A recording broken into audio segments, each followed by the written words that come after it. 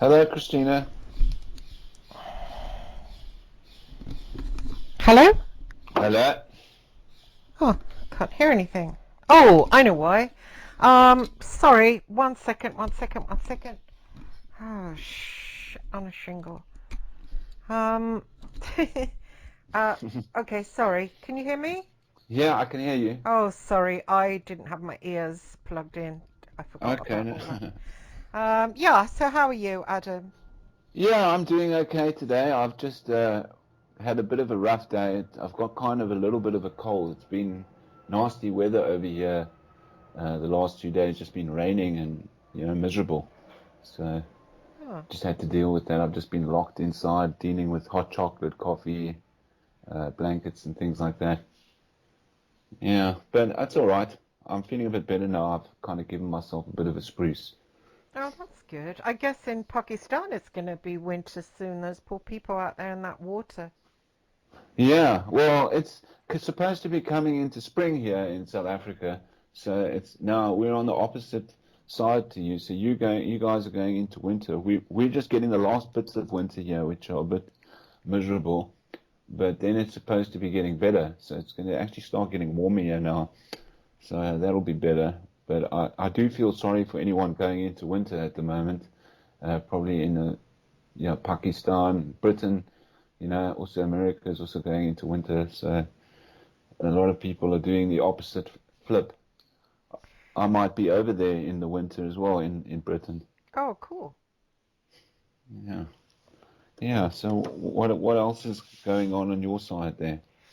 No, nothing. Apart from I did have the the slam dunk spiritually over what we were discussing the other day, and I had my usual things if the car goes wrong and it needs to go in the garage and the boiler,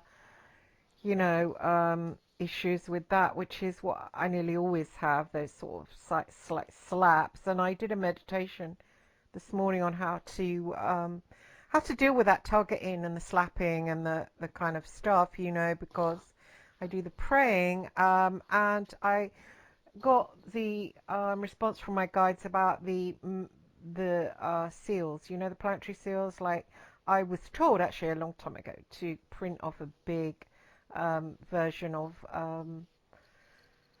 I think Mercury 6 and put it over the walls, like, one or two, and to get it on my body. So I did get a necklace. You can get them on Etsy because I think they're quite protective, some of those planetary seals. And I think they do stop with that targeting. Yeah, no, well, I don't know much about that, but it sounds if anything's working for you, and even if you can feel it, these small little attacks that you get psychologically or technologically or even spiritually, if you are feeling them, then you have to go to your little emblem or your necklace or whatever makes you feel a little bit safer. It tends to help. Hmm. I don't know what the mercury thing is, but I've got my own little things that I use. Something that just makes you feel safe and more, well grounded. Sometimes it's just a little bangle or a necklace, and that can help you ground yourself to kind of ward off these attacks.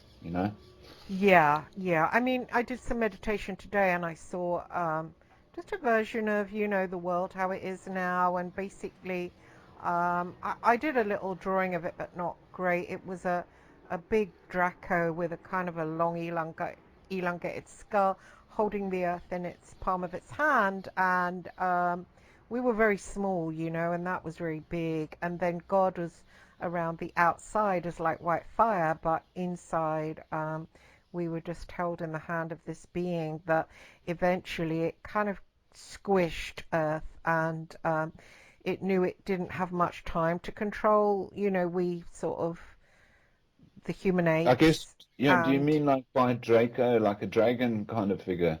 no, Draco Is, Reptilians. So they're like reptilians. a Yeah, yeah, yeah, reptilian? reptilians. So Yeah. they have control of us. That I believe that. Well, we call them that. I mean, there's probably not their name. We were only little monkeys. What do we know? So that's what we call them. But they're something They're, far. they're like an alien being or somehow related. Sometimes, because Draco has a lot of meanings. It relates to obviously dragon is one of the root words. Then you've got like vampire that's in there, the Draco vampires, and then you've obviously got these reptilian alien figures which are sort of partially reptile, kind of like hybrid alien human species, which are, they don't really look dragon-like. They look partially human-like. Yes, those that I saw actually in my vision, that they had long. I think sometimes we call them the Anunnaki, that they've interacted with us and they've given them some of their intelligence, and they've lifted us out of the ape level that we should have stayed in. They've made us these weird creatures, and I think it's not going to be going on for much longer. The vision I got was them squeezing the earth, because one of them had it in the palm of his hand and he squeezed it, and that, we've only got a short amount of time now. There's a short window before they just totally blank it out and kind of squeeze it so it crumbles. And I think our job is to help other people become aware, and so they, become aware of who they are and become aware they're not just a physical body, and just rise up and reach God after this planet totally gets, destroyed. A lot of Yeah, people no, have been that's saying about the tectonic plates shifting and how we're going to get flooding all over, but it's just like misery anyway with the energy prices rising, and what we're doing. We're engaged in war with Russia, yet we're denying it, and it's just really yeah. kind of quite hard to be alive It right is, now. yeah, it's kind of interesting, all of that. I mean, the reptilians are definitely, I've thought about them a few times. I've had some visions about them, whether they're related to, sometimes related, they look a bit crocodilian, so Yes. they relate to the crocodile and the alligator and things like this, which has to do with ancient experiments that went on in Sumeria and Egypt. And before that, there was kind of a human slash crocodile slash reptilian project, hybridized sort of species. I'm not sure if they helped us along with evolution or not, but they definitely were projects, or seem to have been projects, looking at the hieroglyphs from Sumeria Mm, and even some older cultures. But even in Egypt, you often see the human or humanoid figure with the crocodile head, mm, and which implies that they were mixing. At some point, we were mixing these species. So there are a species of, or subspecies of human that has been interbred somehow with the reptile, possibly at some point. And then you also wonder if it's just on a spiritual level, because you do find people see these in visions, and you mm, wonder whether they are kind of non-physical beings which take on the image of a hybridized creature or mm, a mm, crocodile. So it might be both as well. And then, mm. time traveling also has a lot to do with the reptilian gene. I think for a few reasons they can use, uh, they would have used that if time travel is happening.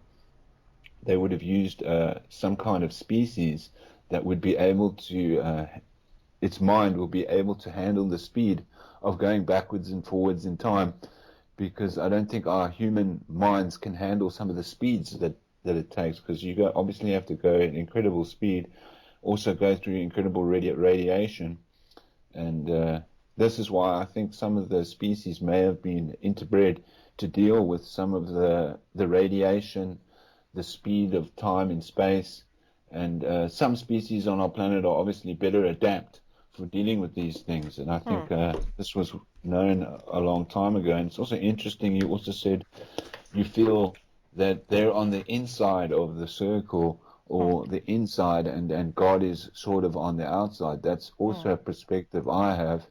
I kind of feel that we are sort of in some sort of bubble with all of this spiritual, I guess, some partially good and partially bad, but like almost like a yin yang, which is going on the inside. And then there's the outside of the yin yang, which is a much more mysterious, unknown place, which is around. If you imagine the circle and the two parts, light and dark, then you've got the background, which is what the circle is on. Hmm. And it's a much larger space, which is sort of more mysterious, more related to the unknown. And I think a lot of our dream material comes sometimes seeps in from there. That's all in the East. They call it like the center, the line that sort of wiggles between the yin and the yang. It's sort of like a wave, and some of that wave is interacting with the outside of the circle. Hmm. It's Hmm. quite interesting how it works. But some of it is pretty scary, when you really look into the reptilian beings and the crocodile and how they were. I've looked into some of H.P. Lovecraft's work touches on it, which is like fictional novels. Which Yeah, it's ones? I've been hearing him so much today, recently, mostly around that Aquino character. That somebody sent me his death. Sorry, a friend sent me his death certificate yesterday. Apparently, he died through suicide. I think that might be in the pain from the cancer, but who knows? But he went on about H.P. Lovecraft. yeah. H.P. Lovecraft was like a novel writer in America. I think in the 1920s to the 1940s. Possibly somewhere around those times. Early, he used to write a lot of horror, and he was into rewriting the cosmos. So he had a whole new cosmos plan, and he saw the cosmos quite differently. And he also used to collect ancient artifacts from Egypt, from Sumeria, and he picked up a couple of stories that he used to integrate, true stories that he integrated into his cosmos creation in some of his horror novels. He's best known for writing about Cthulhu, which is like a giant octopus type creature that comes out of the deep, which is it's a very monstrous creature. And then there was a whole ethos of other creatures. Some of them are bigger than the Earth, and some of them are bigger than the planets. So we're talking about creatures that are monstrous in size, way beyond our normal day comprehension. But some of the creatures literally wouldn't fit on a planet, so they would be like planet-eating creatures. And he wrote a lot about that. He wrote about all kinds of weird things. Some of the stories he wrote were very scary. There's obviously the Necronomicon. I don't know if you've heard of the I've Necronomicon, got but that. Yes. he was the guy that first brought that up in one of his novels. So he kind of discovered a book about the Mad Arab. It was originally called the Mad Arab, and he wrote about this guy who basically picked up a book in, I think it was in early Sumeria, or actually before the Egyptian times, it was saying in his book. But the pyramids still existed, and this mad Arab had found a book. It had apparently been made out of human skin, and it was totally an organic-like book. And if anyone who picked up this book was apparently cursed and read the scriptures, but there was also kind of a map inside of it. It had 13 gates, so there were 13 gates, and they corresponded with what we call the planets. And there was a way of navigating. Each gate had a guardian, and you had to try and navigate through each gate, bringing a kind of a metal or some substance. One element would be related to each gate, and at each gate would stand a guardian or possibly a demon in some cases that would be guarding this. And he was this mad Arab in the story. He was going through each of the gates according to the solar cycle and the moon cycle, and he would do a little ritual at the right time with the right element and correspond with one of these entities that would apparently give you information. And it's a totally different map of the universe. It also goes back to, it's got a different story of how the upper and the lower were separated, and how the original Tiamat, I think the Tiamat was the original thing they used, which was sort of like an entity, and it was sort of an entity and also like a world, but it got broken up and divided into an upper and lower section. and Tiamat's also been known as a dragon. So the word relates to dragon, or kind of monster of the deep, or something like this. It's quite interesting when I've looked into these dragon myths, and a lot of them go back. A lot of people in dragonology will identify Tiamat as one of the master dragons that lives So, in the. so who wrote about this? Lovecraft wrote about it in his book Necronomicon. Yeah, he wrote about it in the Necronomicon, but he associates the story to a mad Arab who had the first book, and it's kind of a bit of controversy whether he actually had the book or whether it is a fiction novel. But they say that he based it on truth, and he actually had enough, because what he was picking up was not totally books. He was picking up symbology from tablets and things like that. And this is the story he interpreted from the artifacts that he had, and he obviously had a little bit of fiction with it. It's similar to Zachariah Sitchin, Oh in yeah. the. So, but hang on, I've got the book downstairs, and it's various different stories. There's about 12 different stories. Which one is the one to read? Probably the original. I mean, there is one called the Mad Arab. I think Right. that is the original one. That's the one that mentions the Necronomicon, and then there's another one called the Necronomicon itself, and then there's also various different versions of the Necronomicon that have come out over the years. So Oh, I there's quite a see. few of them. And Yeah. this is where in it he says that the planets are actually stargates, and that's all in there, is it? Yeah, that's all in there. So he Okay. goes into that. He goes like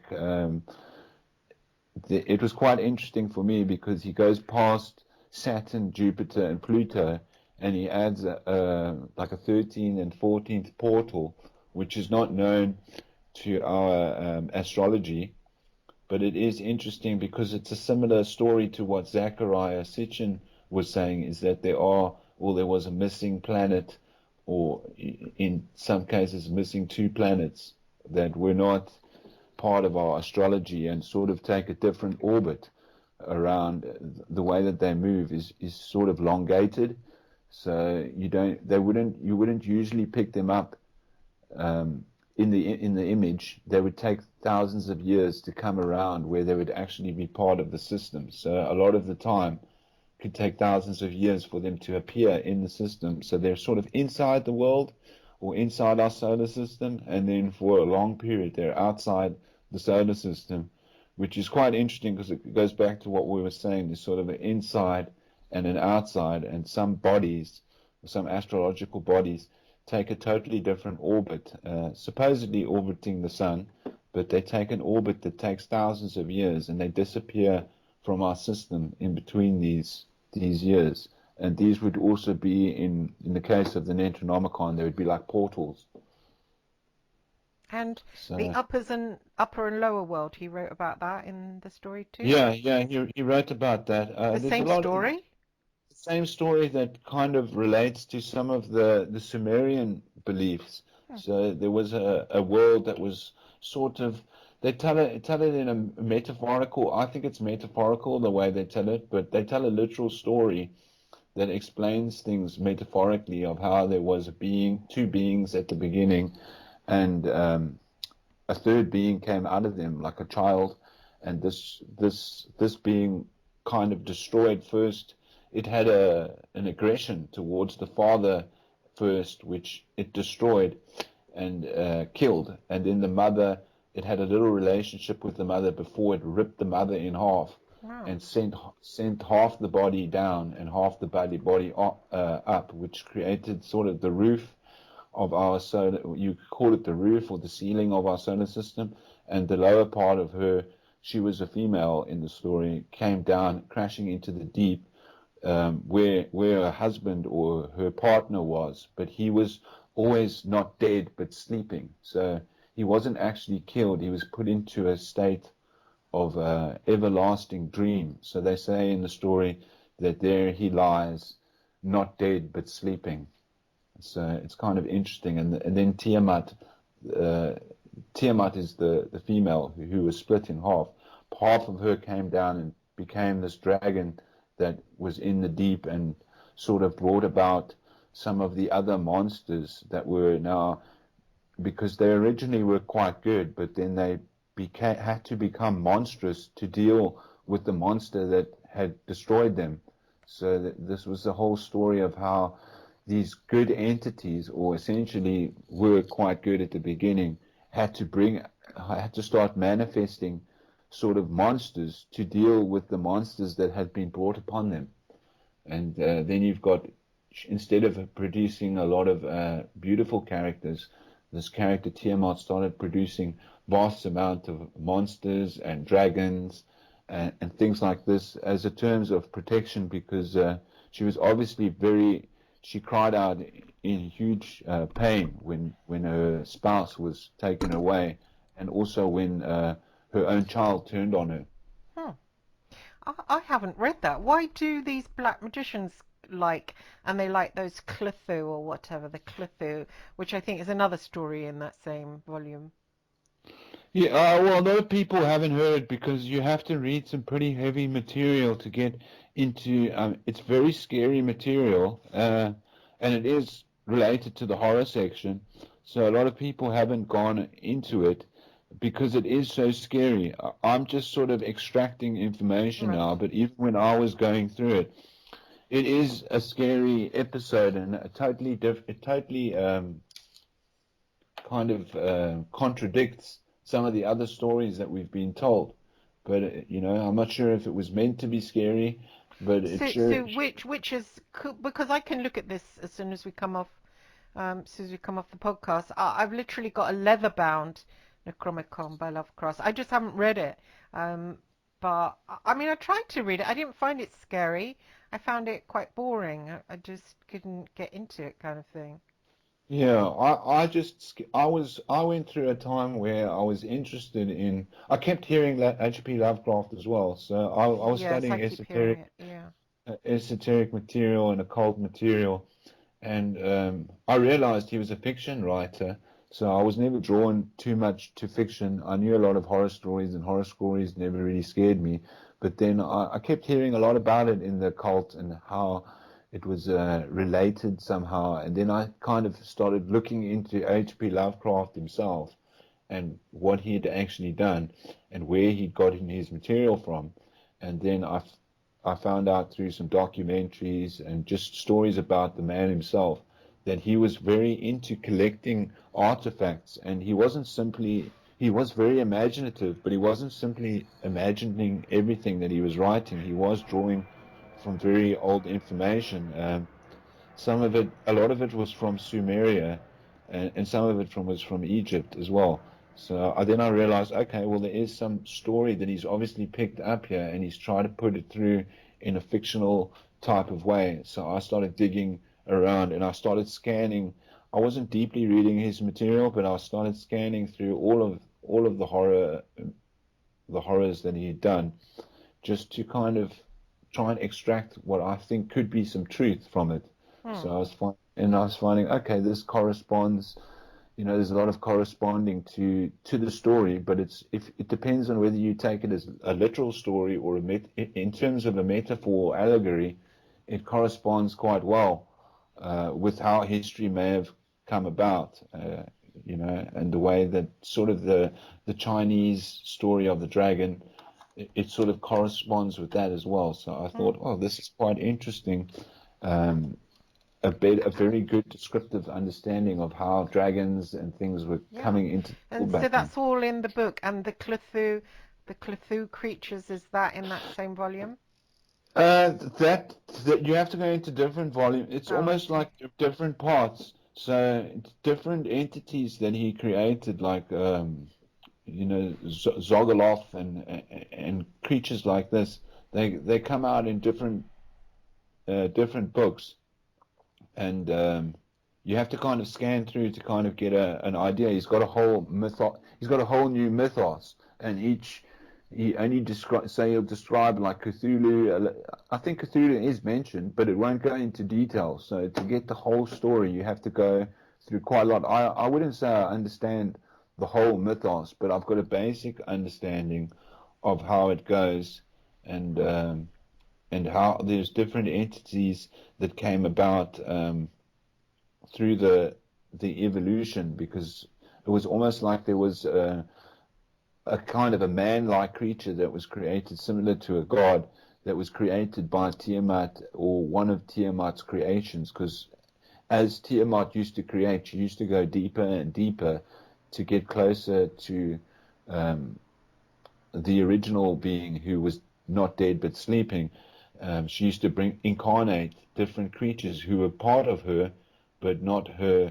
And she created a man, and it kind of even goes into the Bible, how the Bible sort of corresponded. There was one particular spirit who was set um, higher than Tiamat. She left because she left part of her body up, and this being, after seeing the original man, had I think its name was Faith.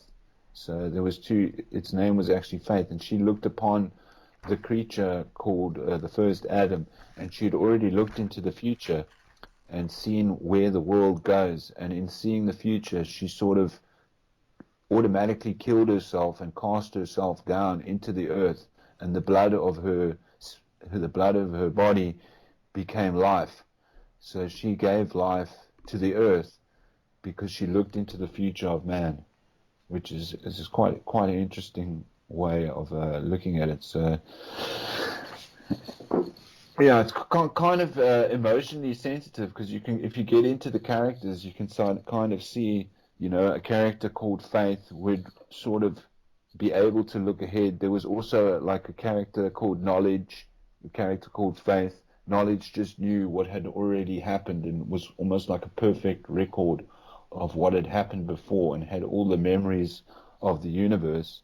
And this Faith character wasn't in knowledge totally. She was able to transport beyond times of knowledge, and she predicted the future, which has caused her to toss herself into, or basically sort of commit a heavenly suicide, where she would exist in forms of trees and some of the agricultural life that appeared on the earth. Oh, right, and this is Tiamat. This is one of the creations, or parts of Tiamat that were left behind, because Tiamat sort of got broken into many parts. So the main part that we call the dragon would be down in the deep waters, and she would be dealing with manifesting creatures, that monstrous creatures in some cases, to deal with the monsters that were above the midsection.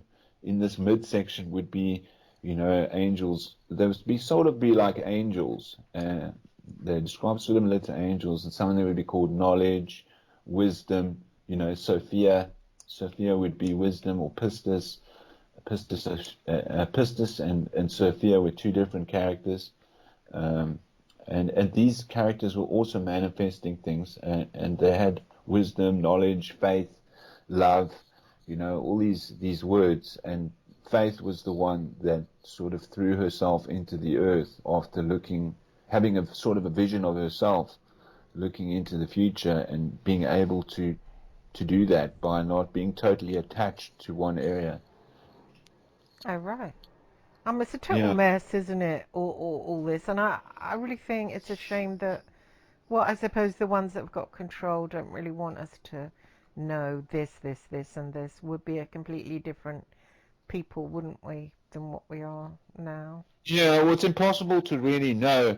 As I can't say I know this is a real thing. You don't really know, but it's information that can be used in logistical ways to process the knowledge that we have. So this is a story that may very well be true, or as true as any other story, but there's no way of us really verifying it. But when you think about it, and you put it into practice as terms of like a maybe, you use it as a maybe logic. You say, well, could this be true, and where does it lead us if it is true?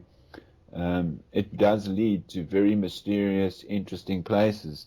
Obviously, to actually verify it is pretty hard, but when you start looking into it, a lot of it does sort of correspond with what might be going on in some people's lives. And there are entities, and it does explain, some good creatures, some bad creatures. It explains like how the moon would sort of take its path downwards, and sometimes um, Venus as well. Some of the most well highlighted female characters that are in the heavens, they would often get abducted. So they would be getting abducted on an astrological level, and they would be pulled down, and they would often cases lose some of their headdress, their garments, their belts of protection, and in some cases they would lose everything they had just to go into the deep, to kind of make some kind of correspondence with these creatures, and then they would come back up, because ultimately they would be family, but they would often drift down into the deep and sort of strip themselves of all their protection. And it's very interesting to see how psychologically it is a template for some people's psychology. Oh yeah, yeah, yeah. And so the planets are actually, I like that bit. It's interesting that planets are the planets. The planets are portals with a guide in. I mean, what would you get if you went past the gatekeeper and went into the planet? I mean, what would you You find? go into different world. Like you go past the first gate. The first gate would be like there's different ways of navigating, but it would be like first to the moon. There's one path that goes first to the moon, then to Venus, and then back to Jupiter, and then out of this universe. So that's one of the portals. But then the Oh, way tell that me that they're again. It goes. Sorry, just gonna write that down. Tell me again. Moon what? you go first to the moon, Mhm, then to Venus, mhm, then to Jupiter, mhm. and then out of this universe. That's one way of navigating the path. That's like a shortcut route that goes back through the sun. So the sun would be kind of, instead of imagining the sun as a big firing ball, the sun would be a portal to travel out of the universe. So you could actually pass through the sun, as a portal or a gate. Then the other route is to go the other way, which is to go from all the way, you correspond with each planet. So you go through each planet all the way up to Venus, Jupiter, and then Pluto, and you go beyond the gates where we've got sort of 9 gates, which is 12 if you, we've got 10 bodies, and you can go through all of them, and then you can go past Pluto and outside of the solar system, which is a different gate. So there were an extra 2 or 3 gates that were spoken about that aren't part of our solar system, Oh, and which is this is all in Lovecraft. yeah, And which what what what what yeah, it's what hard. what is outside the universe then? You mean we could travel in our astral bodies and go there? So what is outside? Well, I don't know exactly what. Some people would say this is just the solar system that we're living in, which is sort of the 9 bodies plus the 2 luminous bodies, which is the moon and the sun would be the 2 luminous bodies, and then you'd have 7 other bodies, and then they would say that's the solar system, and that you go into a different solar system, theoretically, or you go into a whole new world. So obviously, we don't really know what happens when you go past a certain point in the solar system, and whether you can sort of get out of what and irrelevant of whether there probably some people would believe that the universe is infinite and it goes on forever. And then some people would put it in a shape or some kind of form. They would say that what shape is the universe? So Pythagoras used to say that it was a cube. So ultimately it has a shape. So if it does have a shape, then every shape that there is has an inside and an outside. So you'd have an inside of shape, Hmm. whether it's a triangle, a cube, or a tesseract, or whatever you wanted it to be. Hmm. You would have both an inside and an outside. And there's another character called John Lilly, who he studied marine life and psychedelics, and he was working with whales. But he believed that outside of our static universe was a solid state universe. So we there probably is on the outside something totally different. And I've had dreams about passing through gates like this. It would almost be like passing from one liquid to another liquid. If you can imagine Hmm. space as a liquid, you would pass to a different density, almost like going from ocean water into a jelly like substance. Hmm. Hmm. Hmm. Yeah, so something that's more like a jelly and or something like that. So it would be a different density of substance, Hmm. whatever it is, depending on how you view space. Some people would view it as a totally empty vacuum, you know. Hmm. And And if some of these people, some of the humans among us are busy doing worship of these underground creatures, aren't they? Maybe they want to be taken outside the universe. Maybe certainly that Aquino guy wanted me to get inside that Merkaba and travel, but that was in different people's consciousness. But they're very much, a lot of these people are up to their balls. People that we don't really see, not people that are out there, people like him, people in covens and sects, and they're probably into getting outside. And I had a vision about how they used sometimes male sexual secretions to put them in, like in rituals. I think it's what we were saying, like in rituals, putting them inside, children and that kind of thing to draw in these yeah, dark entities. those definitely those things are mentioned. That goes back to the word Christ and anointment, like to be anointed in Christ. They used to use oils. Obviously, oils can be taken from the male sexual gland, or they can be taken from, strange enough, They used to talk about crocodile oil, and they used to use different oils, whether it's a sexual secretion oil or whether it's a crocodile oil. You also get seal oils, which is the breaking of the seals. You know, a lot of these, the blubber that you take from whales, these are oils that they would use. Typically, they would anoint your head with them, and you would be blessed with the oil of a certain creature, which would open up. You know, this is supposed to be working with your pineal gland. So they would rub it on the forehead, sometimes wrap your head in an oil.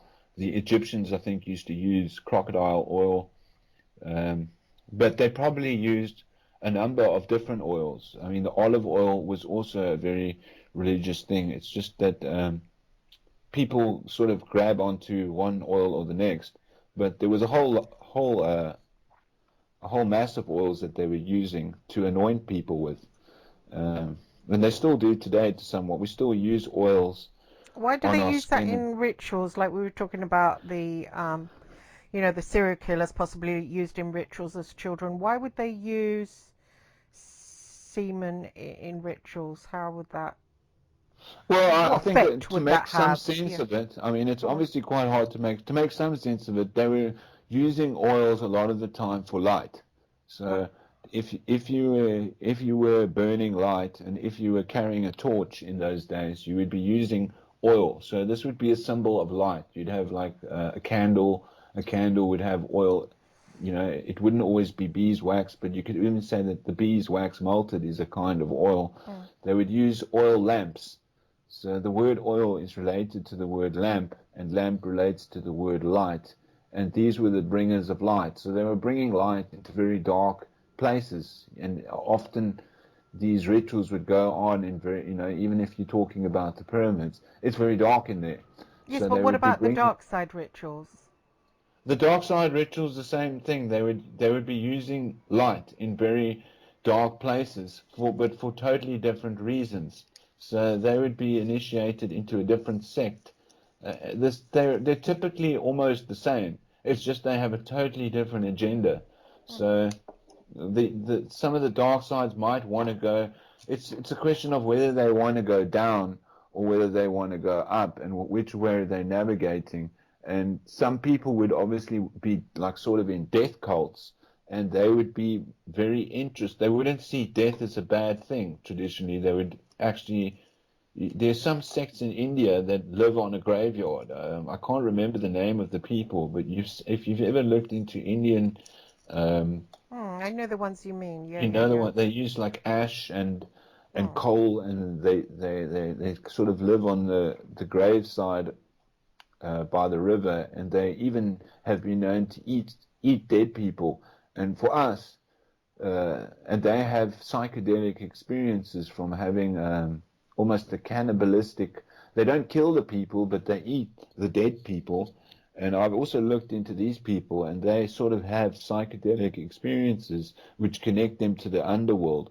And they're not really evil people, but what they're doing is very hard for the normal person to understand.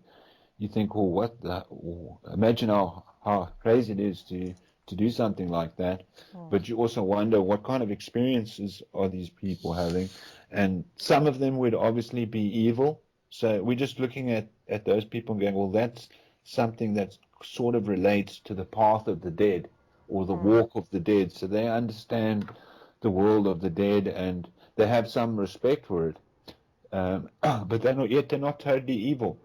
Then you'd get people that take that path and extrapolate it to the point where we're going to work with the evil forces and sort of maybe take it into cannibalism, maybe try and kill children, get different effects from mm, using death rather than life. So they would be investigating, experimenting, sort of in their own esoteric scientific projects as what's happening with death, where do these things go, and they would also be making maps of these worlds that they encounter. So a lot of this information we're talking about is coming from these so-called experiments. You know, it's similar to psychedelic experiments where people take DMT and psilocybin mushrooms and things like this, and they give you some kind of description of maybe the shamanistic world and ayahuasca. If you talk to people who have been doing ayahuasca, they often talk about snake-like creatures and dragons, and they have a sort of map. It's almost like a psychological or spiritual map, which you can only see when you go into this world. So this would be one of the gates, for instance. You could cross through one of the gates, and you'd be dealing with what they call Mother Ayahuasca, who is more like a snake. So she'd be a snake-like being. She'd in H.P. Lovecraft's novels, that would be the first gate. So you'd be dealing with the snake. So this would be to do with the moon then in that case. So you're crossing one of the psychic gates and you're dealing with one of these creatures who is sort of the mother of that realm. And then you'd have to master that realm before you got to the next gate. And this would also have to do with the astrological cycle, supposedly. So you couldn't just go, you'd have to follow each gate and have an element with you, whether it be gold, silver, mercury, iron or steel. You'd be using these minerals according to the astrological cycle, and you'd be navigating. You'd first master one of the realms, and then you'd go into the next one. Um, Shamanism's not really talking about this, but this is the way. Some of the stuff they're talking about relates to witchcraft and shamanism, in my opinion. mm. What books would you recommend to find out the astrological movements and what minerals to take? What? Well, there's a whole. I wouldn't recommend that you follow the path. There is in the Necronomicon a whole map of what minerals to use, when to go through. They highly recommend in the book of the Mad Arab. They say this is the way that he did it, but they also highly recommend that you don't do it that way because he ended up getting torn apart. At the end of the story, this mad Arab was wandering. He wandered from Sumeria all the way to Egypt across the desert, and he was dealing with all of these things, and it's slowly describing how more crazy his reality got.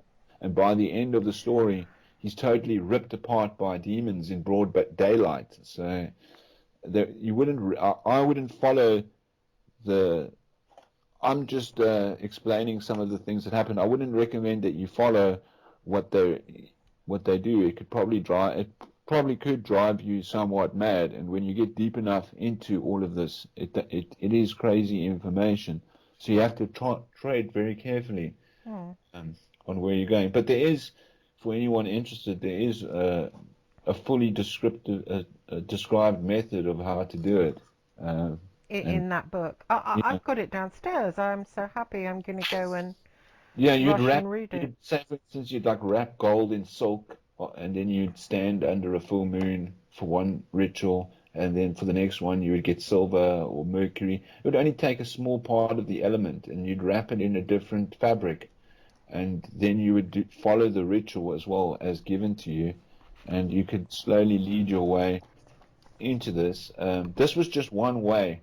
I have read other stories that describe different ways. So this is the way that he was using, this guy, the mad Arab, and he had extracted this from a book that he dug up, um, and it was Oh, I made. see. Yeah, What about the planetary? Sorry, plane going over. What about the planetary seals? Are they what are they? The seals? How do they come into it? the seals probably the seal sort of relates back to the oil of the seal, the anointment. For me, when I hear the word seal, it But relates back. they look different. Have you seen them? Have you seen the different seals of the six seals of Jupiter, six seals of Venus? They look like sigils, really. Yeah, there totally are sigils and markings. The, Of uh, what though? this is a demonic language or a spiritual language, depending on how you want to look at it, Hmm. that comprises itself of symbols that have to do with, I guess, for geometry. So instead of using numbers and letters, they were using geometry, which has to do with angles and the angle of the way that different lines correspond with each other, and the the the symbols and the geometry had to be perfect. So they would have a different, like a 33-degree angle or a 44-degree angle, and they would use the lines to correspond in a specific angle, and that was a language for them. This is sort of like the alphabet before the alphabet. Right. Yeah, so it So was I a different. wonder why they have certain protective, like I know J.S. Garrett, the Black Magician, he has the seal of, I think Mercury, no, or maybe Mars 5 on his hand as protection. And when I meditate, my guides told me to have the seal of Mercury somewhere in the house to stop targeting. I mean, I did do it half-heartedly. Um, Yeah, Mercury is supposed to be a very protective thing. is it? Obviously, Mercury is the first planet from the sun, so it's the closest to the sun, and it's totally as an element. Mercury is very mysterious. It's like the immortal. If you looked up the immortal jellyfish, you know the way that Mercury sort of you can take it apart and it always finds its way back together.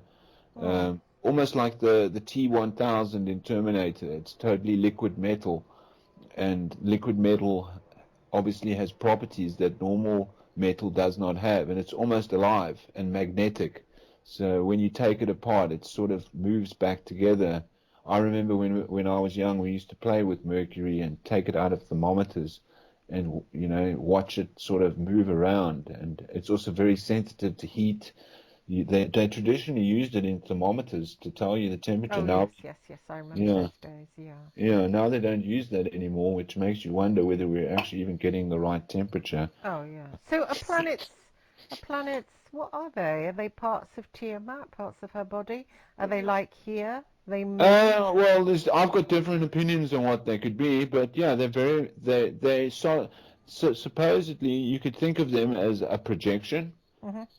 So I'll give you a few ways that I look at planets because I'm not convinced either way. I don't wouldn't say I know planets, but they can be a solid mass structure, which is like a rock or something that has a solid state, and then they can also be like a gas, which is something that you can't really feel. It's sort of it's almost something that you would fall through, so you could never really touch a planet, in other words, or it could also be a projection on the night sky, which is something that may be coming from here. Some of the darker literature I've read has spoken about how the planets are projected out of the ocean into the night sky. Um, so some people would believe all kinds of things. I'm open to a whole lot of belief systems. I often fall back to that the ocean does project, or a lot of what we call planets have come out of what we call the ocean, and the ocean is sort of the heaviest or most feminine part of what we call the universe. And some people would call it the masculine part, and they would call Mother Earth the feminine. And I distinguish between the ocean and the earth. You know, they're not the same. Although they're together, they're totally different worlds. So the ocean is a different world to the earth, and the earth would be more solid. You know, it's a solid world. We can stand on the earth, whereas the ocean, you can't really, you go into it. So depending on whether you would say that Mother Earth would have a cavity in it. So if you looked at Earth itself without the liquid, it would be full of cavities, and water fills these cavities. So water in a lot of cases is like a filling. If there is a hole, the water will fill that hole. It totally takes over and gives it a new shape. And light comes, obviously we see like the aurora borealis and things like that. There's some kinds of light that we can see emerging out of the ocean and giving some gas-like effect in the sky. And I sometimes wonder what kind of invisible lights are coming out of the ocean and what really is down there. So what is in the deep is just as interesting to me as what is in the forest reaches of space. Yeah. So it's a different space. And then you have to remember, when you go deep enough down, if you believe in the solar system as we're told it is, it's when you get out of the planet and you go, if you went down, for instance, you might be going up, because when you come off the planet, you're going into a part of space.